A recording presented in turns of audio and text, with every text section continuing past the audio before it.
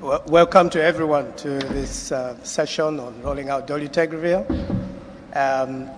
We are looking forward to an exciting set of presentations and discussions on how we move forward in light of everything that has happened with the introduction of Dolutegravir. I think we are all aware that I think it's happened in just a matter of weeks, that what would have been a smooth sailing transition to one of the most important anti-HIV drugs was somewhat interrupted through an unplanned review as part of the WHO guidelines development process to just share what was happening in Botswana. And as we all know, and I've been hearing throughout this session, that there was a signal related to neurotube defects that subsequently led to some advice to countries going and just highlighting some of the challenges with regard to women of childbearing potential. So my name is Kenley Sikwese. I am the coordinator of the African Community Advisory Board, or AFRICAP, and my co-chair introduce himself and get us started with the session. Thank you very much. I'm Leonard Maboko, the Executive Director of Tanzania Commission for AIDS, TACAIDS, equivalent to some people call NACS, but in our country called TACAIDS. And I'll be co-chairing this session. And we were supposed to have 4 presentations, but we have 3 presentations. And I'll be introducing the presenters as we continue. But after the presentations, I think we'll have a panel discussion, and we have some more people who are panelists, and we'll introduce them as well as we continue. But I think let me take this opportunity now to welcome our first speaker, who is Dr. Daniel. And Daniel is Chief of Infectious Disease at Brigham and Women's Hospital, and Harriet Ryan Albig Professor of Medicine at Harvard Medical School in Boston. And he is the immediate past chair of the AIDS Clinical Trial Group and a former member of the US DHHS Antiretroviral Guidelines Panel. His research focuses on HIV therapeutics, antiretroviral drug resistance, and HIV eradication. And I have an honor now to welcome him to present on DTG. Why DTG? Welcome, sir. Well, thank you very much. Having spent much of this conference in very small, overcrowded, overheated rooms, it's a pleasure to be in a very large, oversized room for a change. This afternoon, I'll be giving a brief overview of the data on Dolutegravir from the perspective of why is it that there's been such an emphasis on considering the use of Dolutegravir and its rollout to replace efavirenz as first-line therapy. These are my disclosures. So why Dolutegravir? Integrase strand transfer inhibitors, or INSTIs, are also known as integrase inhibitors, INSTI-based regimens are now considered first-line by antiretroviral guidelines panels worldwide. In addition, the increased prevalence of pre-existing resistance to the non-nucleoside reverse transcriptase inhibitors requires consideration of alternative first-line ART. Favorable generic pricing of fixed-dose combinations of tenofovir, lamivudine, and Dolutegravir makes this regimen cost-effective and cost savings in many settings. And since 2016, WHO antiretroviral treatment guidelines have included Dolutegravir-based antiretroviral therapy as an alternative first-line option. What are some of the potential advantages of Dolutegravir? It has similar efficacy to raltegravir based on clinical trials data that I'll show you in a moment, and is superior to efavirenz and boosted darunavir as first line. Dolutegravir has a higher barrier to resistance than efavirenz or raltegravir.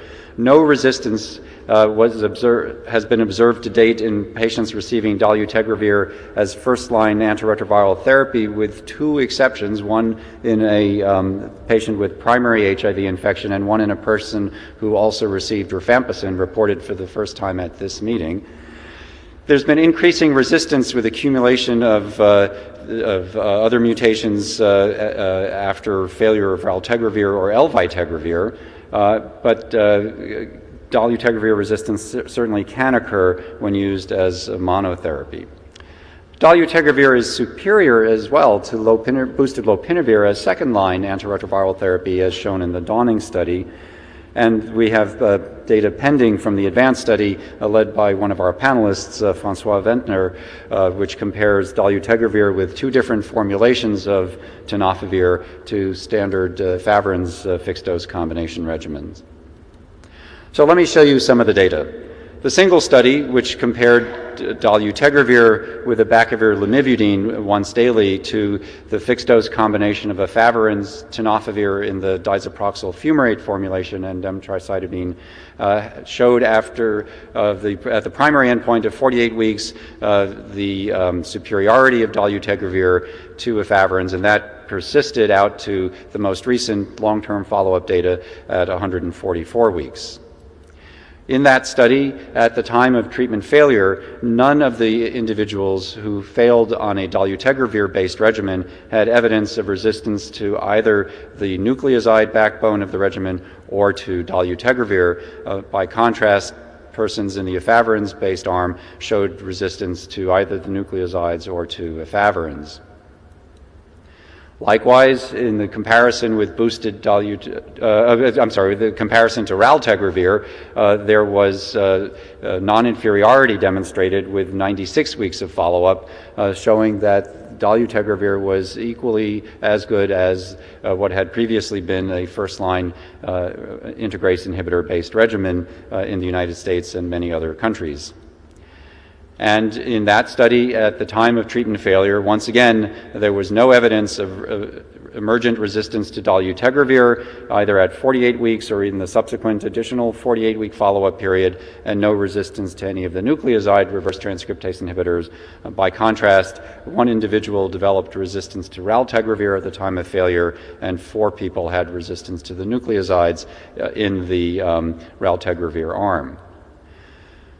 The Flamingo study compared dolutegravir to boosted darunavir, again as first-line therapy, and here again showed superiority of dolutegravir to boosted darunavir at the 48-week time point, and these data have borne up with further follow-up. To summarize rapidly the safety and tolerability of dolutegravir, in the phase 3 trials that I just reviewed briefly, there were fewer central nervous system side effects as compared to efavirenz, and comparable safety and tolerability to raltegravir and boosted darunavir. As I'll show you in a moment, there is a slight increase in serum creatinine, which is not due to kidney injury, but due to inhibition of tubular secretion of creatinine by dolutegravir in much the same fashion as we see with cobicistat and with TAF. One report from the Netherlands noted discontinuation of dolutegravir-based combination antiretroviral therapy in approximately 10% of individuals because of CNS toxicities such as insomnia, but this has not been seen in other cohorts or in the randomized trials to date. And then, as we'll be discussing more extensively later in this session, and as you all know, there's been recently the notification of possible association with neural tube defects when the drug is used in the first trimester of pregnancy. So to show you the data on the increase in creatinine, here you see in comparison to raltegravir, when treatment-naive persons start on a dolutegravir-based regimen, there is an initial increase in serum creatinine that then remains stable for the remainder of the trial period out to 96 weeks. And this is merely because creatinine is not being secreted as efficiently in the renal tubule. There's no injury to the renal tubule, and more accurate measures of actual glomerular filtration show no alteration in GFR. Looking at dolutegravir use in second-line therapy, here dolutegravir is compared to boosted lopinavir as second-line ART, and you can see that looking at the virologic successes in this snapshot analysis, that whether looking at the intention to treat analysis, of those persons exposed or looking at the per protocol analysis. In both cases, there were substantially more participants who were successfully suppressed on a dolutegravir-based regimen compared to the lopinavir-based regimen, and this established superiority of the dolutegravir regimen in second-line therapy. And then initially presented at CROI, but updated this week by Kelly Dooley, we have our own Kellyanne in the United States, which causes some confusions. The inspiring study that examined the use of dolutegravir given twice daily in the setting of co-therapy for tuberculosis as compared to efavirenz. And you can see that now at 48 weeks, there is non-inferiority of the dolutegravir-based regimen to the efavirenz-based regimen, and similar success in treatment of tuberculosis. And if we look at the levels of dolutegravir trough concentrations during the first 6 months of the study, while persons were still receiving their TB therapy, you can see the trough concentrations are between 870 and 960 nanograms per milliliter, and in the second 6 months of the study, after rifampicin therapy was completed, the levels of dolutegravir, now dosed once daily, are quite comparable in the mid-800s. So the twice daily dosing of dolutegravir appropriately corrects for the rifampicin effect and leads to the non-inferiority in terms of virologic suppression and similar TB outcomes. So this is the right way to give dolutegravir. An important advantage of dolutegravir over bictegravir, which is otherwise quite similar, in settings where TB is endemic. And then less relevant perhaps to resource-limited settings where hepatitis B co-infection may be an issue, and where the capacity to exclude the pre-existence of 184V mutation, but nevertheless important to acknowledge, is that dolutegravir has sufficient potency to be used as a two-drug regimen. And here at this meeting earlier in the week, Pedro Khan presented the results of the phase 3 Gemini 1 and 2 studies demonstrating the non-inferiority of dolutegravir 3TC as dual therapy compared to a standard triple therapy regimen with, again, very high success rates in both arms in each of the studies. That doesn't mean that dolutegravir is without its potential weaknesses, and we've seen a number of studies of monotherapy of dolutegravir that demonstrate quite compellingly that when used improperly, one can indeed select for dolutegravir resistance mutations. Those data are summarized here in this slide, and we saw again earlier this week presented the MONOK trial that demonstrated non-inferiority at week 24, but dramatic inferiority beyond week 24, leading to the closure of the study by the Safety Monitoring Board and the demonstration of emergence of resistance in 2 of the 7 participants whose virus could be sequenced. So to conclude, dolutegravir-based combination antiretroviral therapy is superior to current first and second line combination regimens in common use in resource-limited settings. The higher barrier to resistance may provide advantages over current treatment regimens. Twice-daily dosing permits the use of dolutegravir with rifampicin in patients who require treatment for tuberculosis. A switch to dolutegravir as first-line ART is more cost-effective than doing pre-treatment resistance testing in lower and middle-income countries. And although despite the high barrier to resistance, the drug is not foolproof, and monotherapy and virtual monotherapy should be avoided, and then the potential toxicity requires further study. So with that, let me turn this program back over to our chair, and we'll have a discussion later. Okay, thank you very much. Thank you, Daniel. Thank you, Daniel. And we'll take all 3 presentations, and then we'll have brief discussions before we enter into the panel discussion. So our next speaker is Jackie Wambui. Jackie Wambui is from Kenya, and she is an education. Her education background is in HIV counseling and training. She's an HIV positive activist who has special interest in the rights of HIV-positive persons and advocating for these rights. She has more than 10 years' experience actively working in HIV and AIDS program in Kenya, with the work experience that has seen her take lead in various advocacy campaigns that affect people living with HIV in Kenya and globally. She currently sits on the African Community Advisory Board, AfroCAB, representing Kenya as an alternate, and her dream is to see an HIV-free generation. And she'll be presenting on the building community response to the DTG safety signal. Welcome, Jackie. Thank you, Mr. Chair. Good afternoon, everybody. So my presentation is going to be about the community response that we as AfroCAB and also women living with HIV had to the Dolutegravir safety signal that came out a few weeks ago. So this is the situation background, which by now most of us have heard about the Botswana study. The results indicated a potential risk between neural tube defects and DTG used at the time of conception. So there was a lot of reaction from global and national stakeholders very quickly to the safety signal. The messages and directives in the response varied, but they all had one thread in common: limited or no community consultation. This means that we, the global community, did not consult the primary population affected by these findings, the women living with HIV, in regards to their own health and care decisions.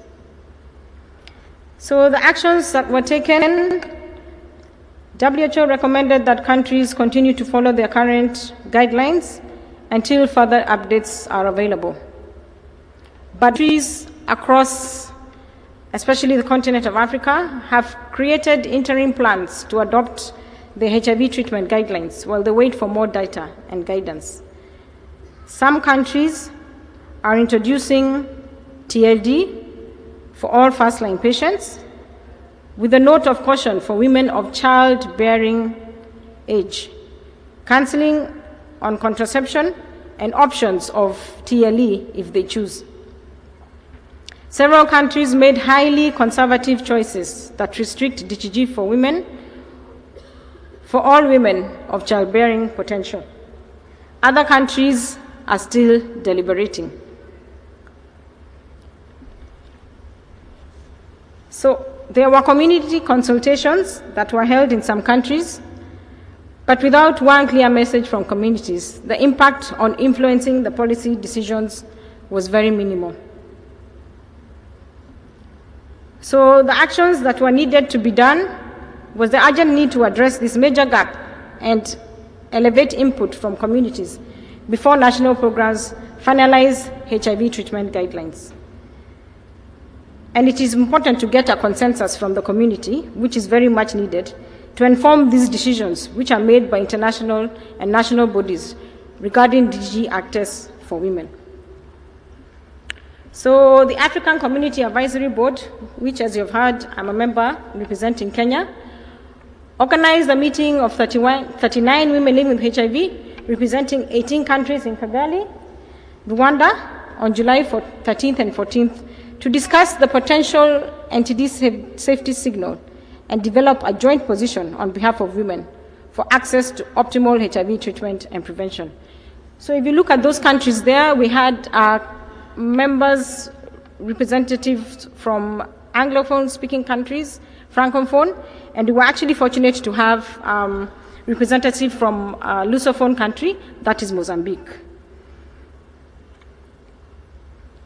So we had several participants in the meeting, global and national stakeholders.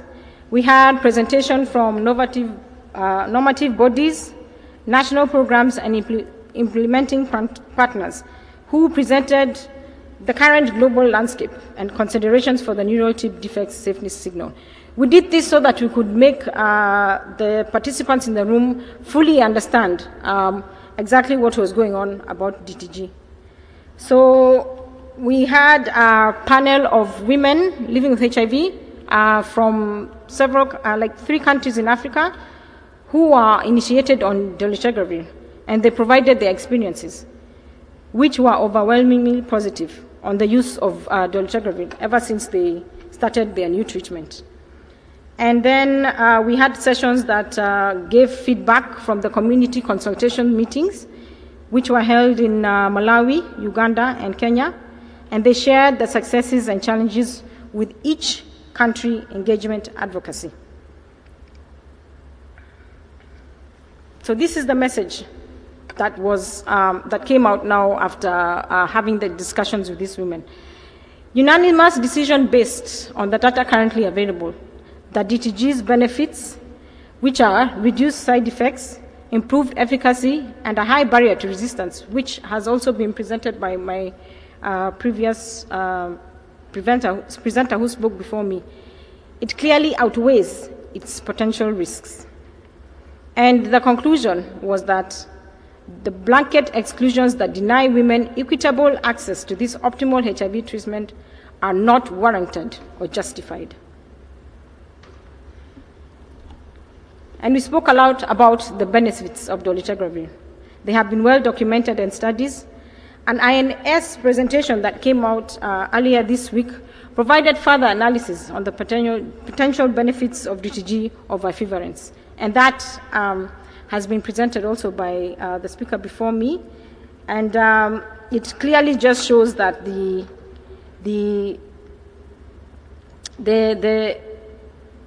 benefits outweigh the potential risks.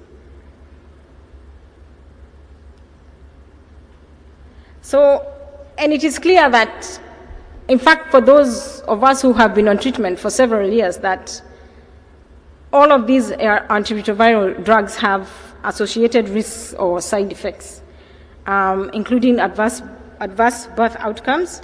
The risk associated with the equivalence use must be recognized and factored into elevation of risks and benefits, just as the potential risk of adverse birth outcomes for women on DTG must be weighed against its benefits.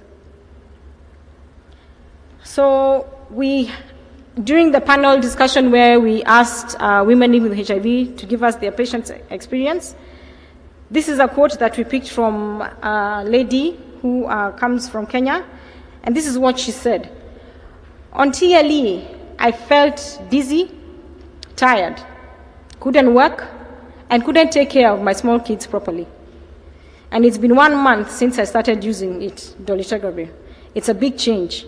I'm active, my kids are happy because they have an active mother, and I can do my work without depending on anybody.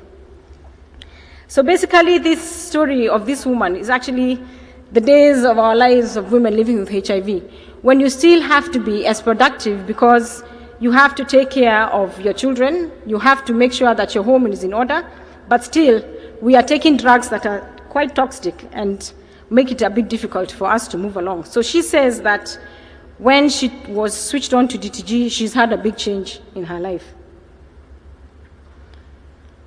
So these are the challenges that we picked out. Moving to TLD while maintaining the combination of TLE in the system is quite complex also. But supply chain systems currently manage multiple regimens for second line and toxicity.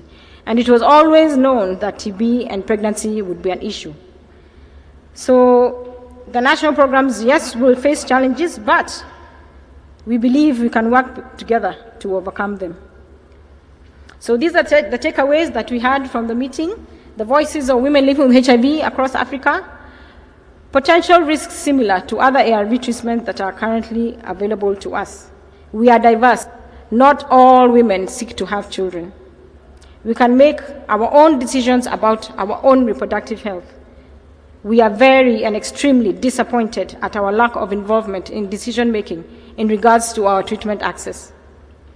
We believe that with correct information and contraceptive access, we can make informed choices in using DTG and planning our pregnancy. This, we believe, is an opportunity for integrating much-needed access to contraceptives within HIV treatment in order to achieve universal reproductive health care for all. And a lot of these women said that, especially during the consultation meetings, when you go to get your antiretroviral drugs like monthly or every 3 months, the issue of contraceptive use is hardly discussed. Most times you're just set off with a very nice big box of condoms, which are from the males, and we know that the male is the one who's in control of that and not the women. So we felt that this was an opportunity for much integration in regards to contraceptives within HIV treatment. So these are the recommendations we came up with for policymakers, stakeholders, and governments. 1, do not deny us, women living with HIV, access to DTG regardless of our childbearing potential. 2, strengthen HIV and SRH services to ensure access to DTG together with acceptable, available, affordable, and accessible contraception. 3, do not force women with HIV to take a particular medication. 4, involve us, the women living with HIV, in local, national, and global discussions and decisions regarding HIV treatment options. 5, include us in research studies and clinical trials. 6, better integrate HIV, sexual and reproductive health, and other treatment support services. Clearly communicate the short and long-term side effects of ARVs to enable us to make informed decisions. Number 8, strengthen surveillance systems in order to detect any and all potential risks and harm due to the use of ARVs. This is our action, or what we are calling for. We are calling for TLD to be made available urgently across Africa, with everyone having access, regardless of gender or reproductive capability, and with integration of sexual and reproductive health services. It is critical not just to view a pregnant woman or a pregnant mother or any woman of childbearing potential as a vessel for a baby, but as an individual in her own right who deserves access to the very best evidence-based treatment available and the right to be adequately informed to make a choice that she feels is best for her.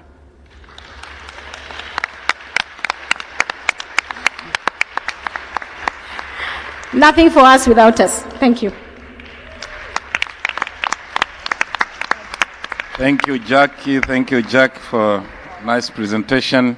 And now let's take a round of questions and comments for like 10 minutes and before we continue with our panel discussion. But let me see who has questions or comments.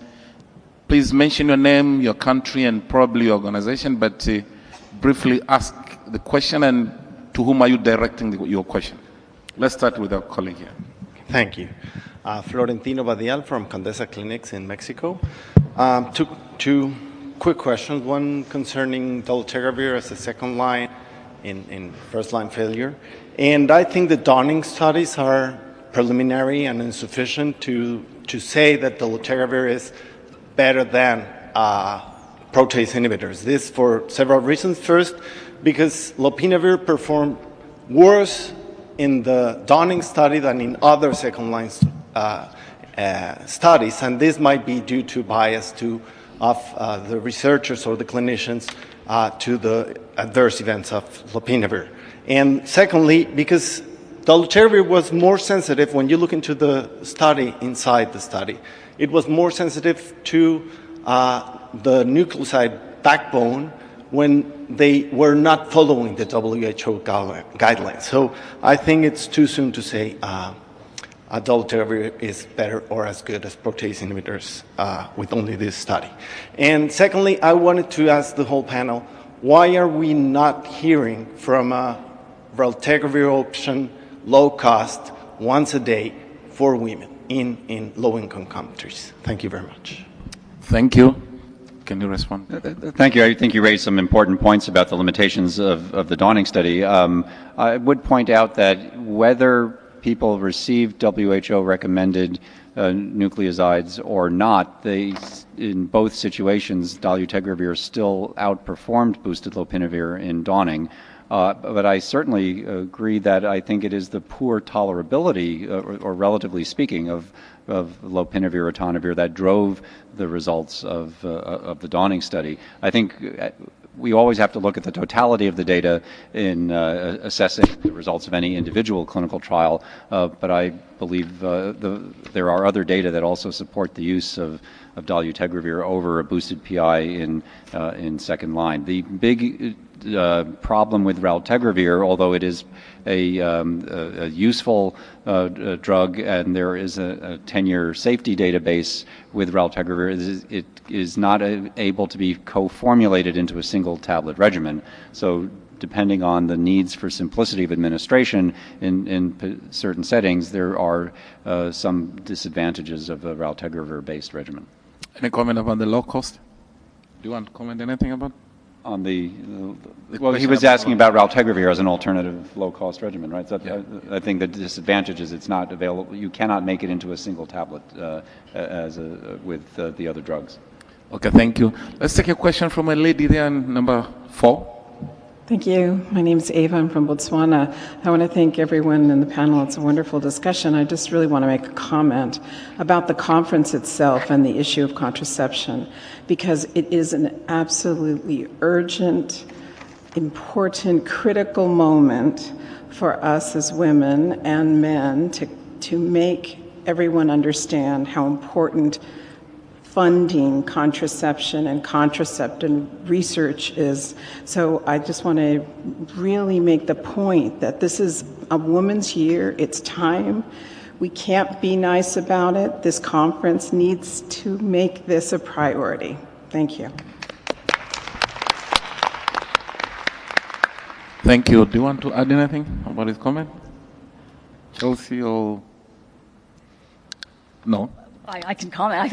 Just a comment. I fully agree, and I think that it's in some ways very frustrating that it's taken this particular issue to catalyze interest in this important area.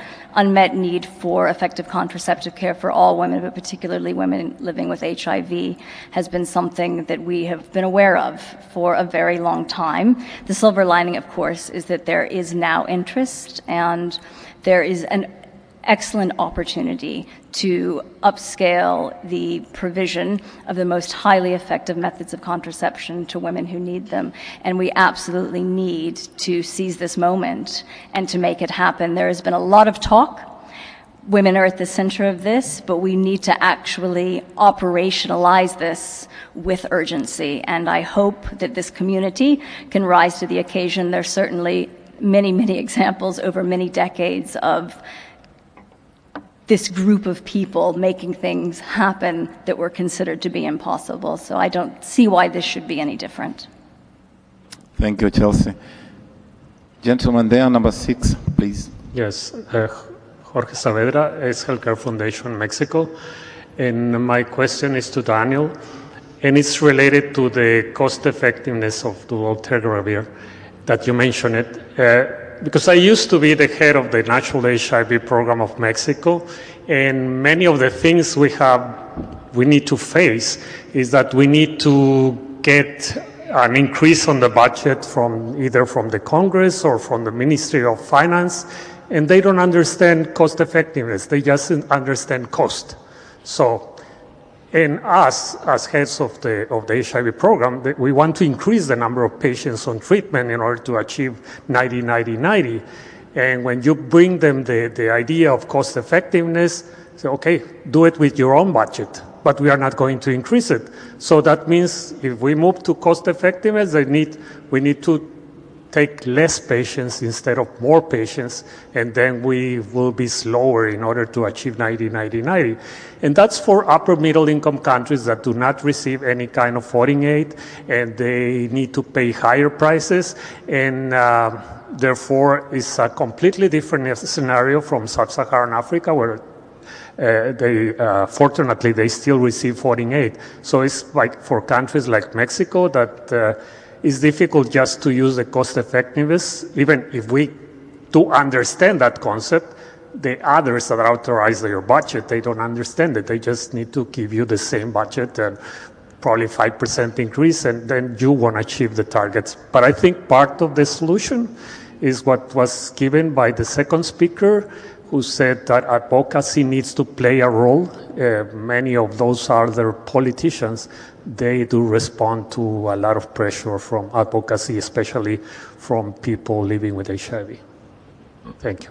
You want to comment, David? Thank you very much for those important comments. You're, of course, absolutely correct. I should have been a bit more careful in noting that the cost-effectiveness analyses I was referring to really were looking at lower-income countries, and that certainly in many upper-middle-income countries where you don't get the same advantaged pricing, the equations come out very differently. You also raise an important, broader question, which we're feeling particularly acutely now in the United States, and that is, how do we educate our politicians to understand that a dollar invested today may be saving many multiples of dollars in the future, and that we really need to be looking at healthcare interventions across the lifespan of all citizens of our countries and of the world, and not merely from the perspective of how do I make trade-offs today. Okay, thank you very much. And let me now hand over to my co-chair, who will continue the panel discussion and introduce the panelists, and given maybe 4 minutes for panelists to talk about the issues related to DTV from their countries. You're welcome. Thank you very much.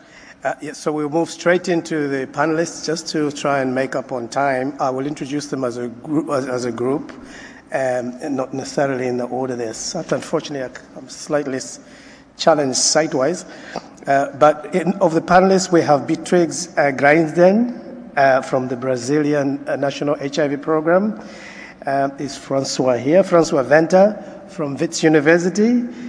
Martina Penazzato from WHO, who will give us a perspective from PIDS, Francois from South African experience, Evelyn Kalanja from the Kenyan experience, and Anton Pozniak from the European experience.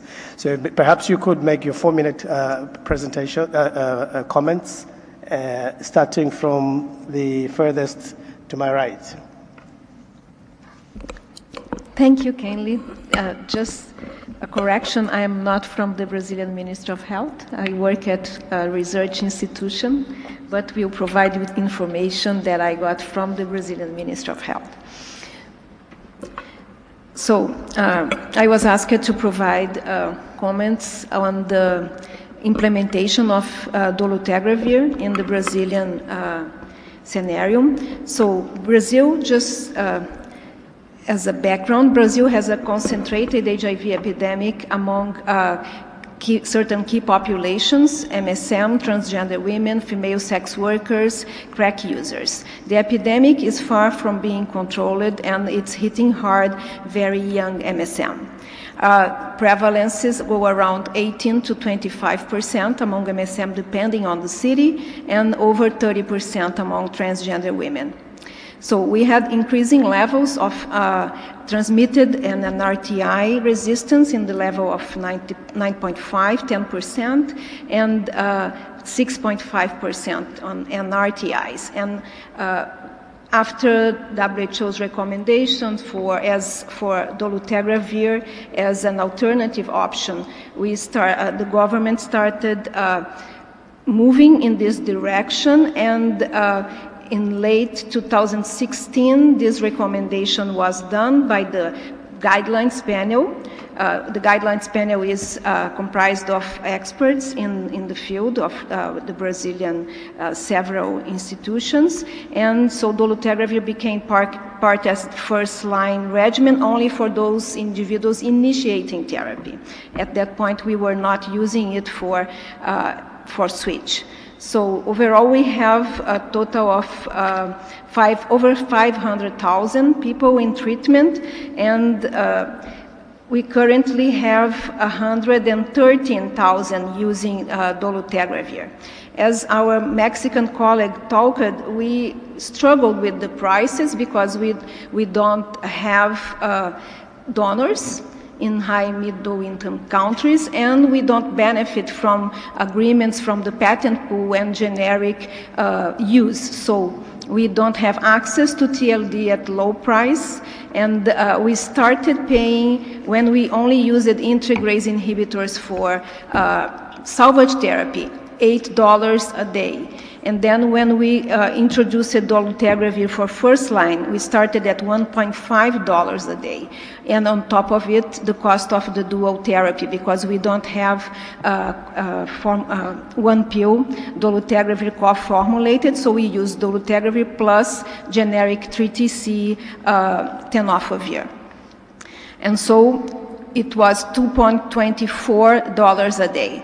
And then we expanded dolutegravir use and also allowed for switch for individuals who were using efavirenz-based first line, who were undetectable and had tolerability issues. So we didn't recommend any switch for individuals who have good tolerability of the efavirenz-based regimen. And so we moved around 8,000 people, but we still have 228,000 using efavirenz-based first line. And also for around 3,000 individuals changed from PI-based first line regimens also to dolutegravir. When the recommendations, just to finalize, when the recommendations for related to the neural tube defects came, we also issued recommendations about the use of dolutegravir for women on childbearing age, and the recommendation is also always to have an effective contraceptive method, and we also have relations with the Women's Health Program to make effective contraception available at the Universal Access Program for all women. Thank you very much. Thank you. So if we could please keep to our time so that everybody can get their comments in, that would be very useful. Please go ahead, second speaker. Good evening, everyone. I'm Dr. Evelyn Modoni Karanja from the Ministry of Health, Kenya. So I'm meant to talk about the public health response with regards to dolutegravir. So just to give a brief background is that dolutegravir, we emphasized on it as it factors the second and the third 90. And currently in Kenya, we have 1.1 million HIV patients on antiretroviral therapy. And on dolutegravir, we have around 11,000 patients. So before adoption of dolutegravir, just to give a brief background with regards to Kenya, we looked at certain things, the aspect of cost, the evidence provided, the toxicity profile, and we also had multi-sectoral engagement just for acceptability purposes of the new drug. So we also had a transition plan in place, and later dolutegravir was launched in 2017. So we decided to pilot it in 24 facilities, and we considered the aspect of electronic medical records, the viral load, and aspect of patient being stable. But later on, the advisory came in, and as you've seen in the presentation, Kenya had a communication on dolutegravir. It was basically a stopgap measure, and we had to consider the aspect of implementability of dolutegravir within our setup, and also the commodity aspects as well as simplicity. So is when we carried out a rapid assessment on dolutegravir of the 24 facilities that are currently implementing DTG, and we found quite a number of interesting results, though we cannot be able to release them in this particular discussion as it's not been published yet. But we are also planning to have a retrospective and a prospective study on DTG to be able to actually inform us more. So on the lessons learned is that we realized that a multi-sector engagement is particularly important, especially the PLHIV, and also the aspect of using a phasing approach instead of scaling up the whole country.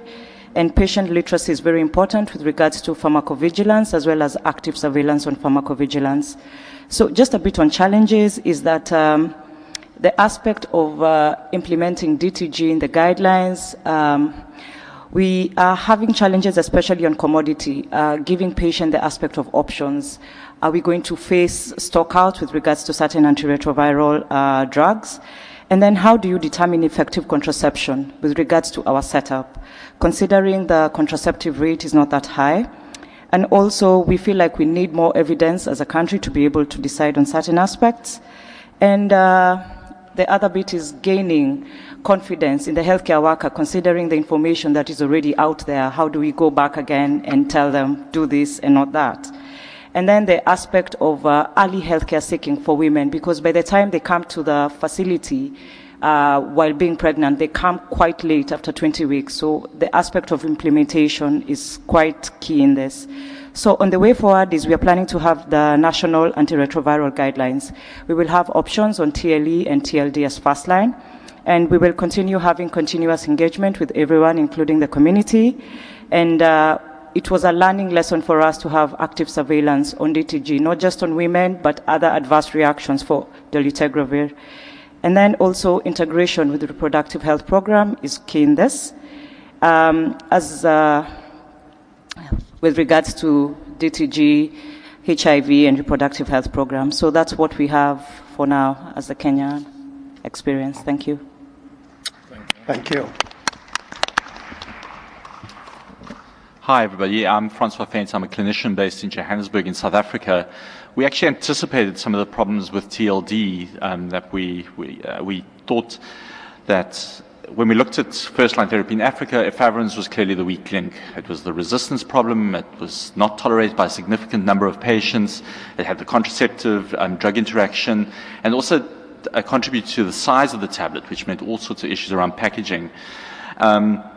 And we thought at that stage, there weren't alternatives to efavirenz other than dolutegravir. Dolutegravir was way too expensive. The other integrase inhibitors and protease inhibitors had significant drug interactions with things like TB, or were too expensive to manufacture, or weren't available as a fixed-dose combination.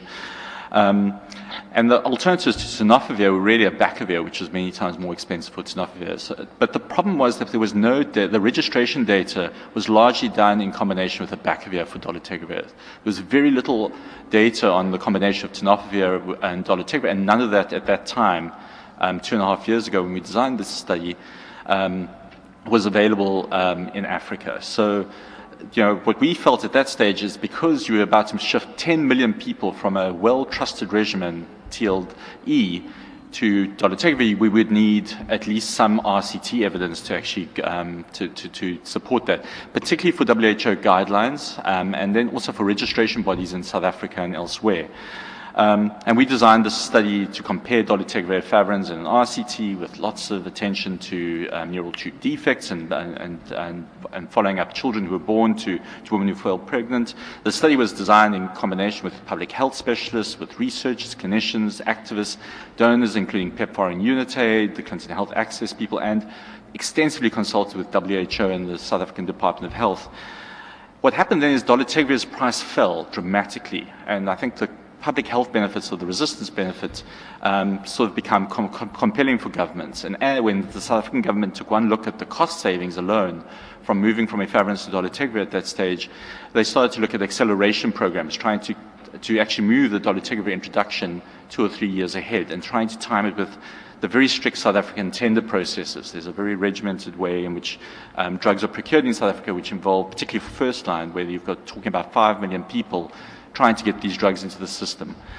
And that process, which was a collaboration between the Department of Health and the Clinton Health Access Initiative, was very powerful earlier this year to try and get the tender processes aligned with the rapid introduction of the dossiers for the new TLD molecule from the various generic companies. Unfortunately, the regulator did turn around and say, where's the evidence? At this stage, we only had the Botswana data, which was all observational, and limited data from some of the pilot sites within Africa. And they actually rejected the dossiers initially on the basis of a lack of evidence. And we've managed to go back to them and convince them of the public health importance. And provisional registration seems to be in the process at the moment, and the tender process is happening. And it appears at this stage as if the introduction will happen in April 2019 to almost all people on first-line therapy, both as a switch or as a new introduction. The neural tube defect actually was a huge issue and allowed us to strengthen, sort of focus on contraception. But South Africa has free access to contraception, so it wasn't quite as dramatic as in countries which have much more limited access to contraception. So at the moment, we're sitting in a situation where these processes are going forward, where there will be a large number of people who will have access to TLD. We think in the South African situation that hasn't been confirmed yet in the formal guidelines, but there's probably going to be a conversation with women saying, you know, if you are intending to fall pregnant or you're not sure, we would encourage you to think about efavirenz as an option and make sure that we spend a lot of time paying attention to reinforcing contraceptive messaging. And I think at this stage, what we're contemplating is a lot of training. We're going to need to make sure that people are virally suppressed if they move to TLD, that they have access to the appropriate forms of contraception, and also use it as an opportunity to strengthen the IPT program. Good evening, everyone. My name is Martina Penazzato, Pediatric HIV Lead in WHO Geneva. I think that we've heard very well what the scientific basis of the most recent guidelines that we've developed are, and hopefully many of you are more familiar with our current position right now. So rather than re-emphasizing that, I wanted to share some additional thoughts around the enablers that will help us really to provide dolutegravir in a safe way across different age groups. And I want to particularly pose our attention on adolescents, because we know that it's a vulnerable population, and I don't think we need any more evidence to know that adolescents are at high risk for poor adherence and really suffer and are affected by side effects that really further affect their adherence, and all of that result into poor virological suppression that has been documented in clinical studies as well as in population-based surveys in a number of different countries in sub-Saharan Africa. But so while I think that obviously a biomedical intervention like a new regimen is not necessarily the quick fix to a more complex issue that requires addressing on a multiple level the needs of adolescents, it's clear that having a higher, a potent drug that really have a high genetic barrier will help to protect options for the future of these adolescents. And so providing dolutegravir in this age group is extremely important. So how do we do that? And I think it's very clear that we have to engage with adolescents, first of all. We need to make sure that they are involved in this discussion from the beginning at the country level. And we know they're becoming more and more active and present in the discussion at the country level and the program. I think it's also important that we acknowledge that healthcare workers need to be supported to have a non-judgmental approach to adolescents, and particularly to to sexual reproductive health. We know that it's extremely important that adolescents are provided with sexuality education and are made aware of their sexual health rights. So I think that it's important that we really support healthcare workers and adolescents to have a full understanding of what the options are. We know that the legal framework of different countries can be a challenge. We know that age of consent for access to contraception can be an issue in some countries. So I think that it's really important that we see this policy decision as an opportunity to really critically review the current legal framework attached to use of contraception for adolescents. And as we do so, that we really ensure that that adolescents are provided with the best options for contraception. We've heard a lot about the details of that, and I think that long-acting options are certainly the one that would be preferable in this age group. So all in all, I think that it's important we really see this not as yet another barrier to provide adolescents what they need, but rather an opportunity to ensure that they get the best drug that they can possibly have access to in a safe way, so alongside sexual reproductive health services that they need anyway. Thank you.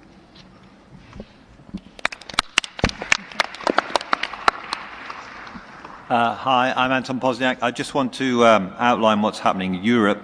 So after the data was released from Botswana, the EMA said that dolutegravir shouldn't be prescribed for those women seeking to become pregnant, and if they're not seeking to become pregnant, they should use effective contraception. It also says that women who have been prescribed dolutegravir who become pregnant shouldn't stop their medicine without consulting their doctor. But if they become pregnant in the first trimester, to switch. So the guidance is there, and also there's some things missing from there that many physicians might need guidance on, which is about if you've, on dolutegravir, had your baby and you're still taking it, what do you do if you want another baby? So that's an issue that is still in discussion with lots of physicians. So what can we do in Europe? Well, in Europe we do have a lot of data that's well collected electronically or paper records, but they're often very extensive records, but not always linked to pediatric outcome. So there is a European Pediatric and Pregnancy HIV collaborative cohort that looks from data from Italy, Spain, the Swiss cohort, and the most comprehensive linkage data from the UK and Ireland national study, and they've collected around 100 exposures so far, and they haven't seen any NTDs, but it's early data yet. So we are also going to, with Penta, our group, look at in detail all those pregnant women that have been exposed across European centres from our NEAT cohort, but there are also other cohort who are going to look for data. So what will happen then? Well, one of the problems that we have is that we must make sure that there's some data quality, and if without good data quality, then we may find difficulty. There are already issues of duplication, triplication, etc. And so I welcome the fact that WHO is setting up a template which could be used to collect standardized data around the world. Europe, however, should be a good place to collect high-quality data from, and I hope that within the next year we can produce those results for you.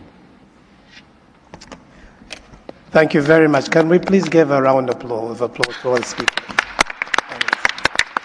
So we have a few minutes for about 3 questions. So if you could find your way to the mics, and we open this panel for, or rather the session for open discussion and questions.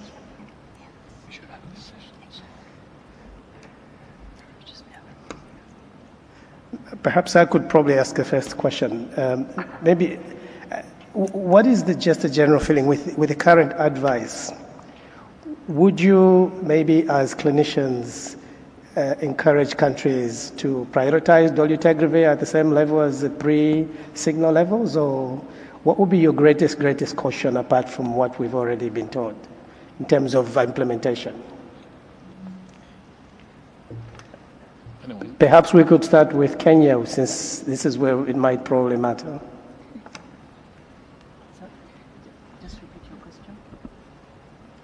Repeat the question. Please just repeat your question, sorry. So what are your biggest concerns in terms of implementation, apart from the neurotube, the practical things that you really worry about? With regards to Kenya, as I had already said beforehand, we are going to have DTG in our guidelines, but we are going to create different scenarios with regards to patients on dolutegravir.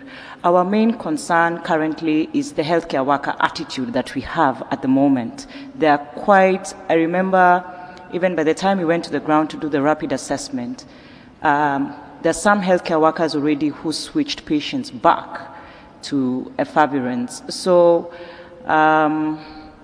it's a bit hard. That's one of our concerns, the healthcare worker bit.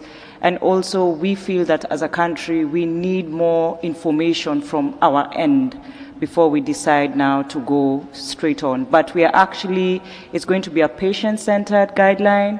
The patient will be given an option, but we still have a problem with the aspect of effective contraception based on the time that the woman comes to the clinic. By the time she comes to the clinic and she's pregnant, they usually come more than after 20 weeks. So those are some of the issues. And with regards to, I think, the European country you had talked about, you're on DTG. So we've advised if you're on DTG, you have to go on with the full course until complete cessation of breastfeeding, but we've also emphasized the aspect of contraception, because you can still get pregnant while you're on it. Thanks. Sorry, but can I ask you, what do they do then? So if they then want a baby after they finish breastfeeding, they've taken contraception, say they're on dolutegravir, do you then say it's your choice, which I think is what most people are saying, and it's quite right, it should be the woman's choice, but is there anything in your guidance that says to the healthcare provider what else to do? Okay, our guidelines are more of like the patient will be told about the complications, the adverse drug reactions that comes with this drug. So the patient is meant to make an informed decision on that. But also the healthcare worker is a bit skeptical on the aspect of the informed decision. We even had a discussion on having a consent form with regards to this. So there are quite a number of issues when it comes to implementation from a public health setup that we're still addressing. Thank you. And we have one question, I think, from gentleman there, number 5. Hi. Hi, my name is Horacio Duarte from University of Washington in U.S. So thank you, everyone, for an excellent panel. My question is unrelated to the neural tube defect. I'm wondering, looking forward, many people have proposed the potential role of drug resistance testing after people fail, or if they fail dolutegravir. But in order to model the potential effectiveness or cost effectiveness, there's a few key parameters whose values are unknown. So namely, what the rates of biologic failure are in real life, and then among them, what percentage have resistance, and among them, what types of mutations are most common. So I'm wondering, as dolutegravir has been rolled out, if we'll be easily able to get that information. Well, I know that WHO has guidance regarding the surveillance for resistance, and this would be an important part of that surveillance effort in order to help gather additional information in global settings, and we continue to gather resistance data in upper income countries as well. Thank you, Daniel. One last question from a lady there. Namakula Proskovia, Afrocab, Uganda. Mine goes to the officer from Ministry of Health, Kenya. Now that Kenya made a statement, Ministry of Health made a statement in the press, it threw us off. Everybody thinks DTG is very unsafe. Now that it's not as unsafe as you put it, do you plan to go back to press and say it again that it's not as unsafe as we thought, so that we can pick up our confidence once again? Thank you.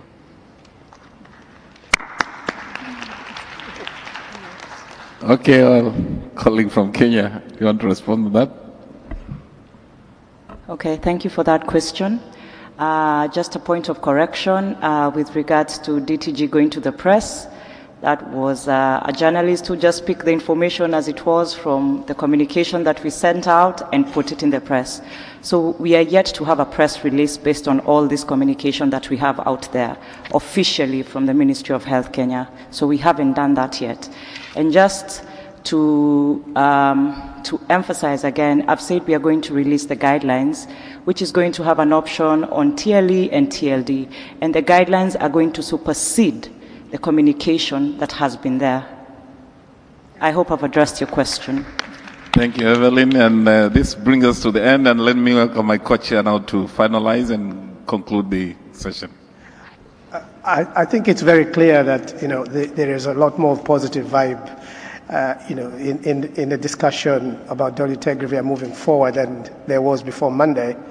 So I think it's a question of really taking this forward and moving with a little bit more confidence and reassuring our patients that dolutegravir is not only good for them, but it's also safe for their could potentially be safe for their babies.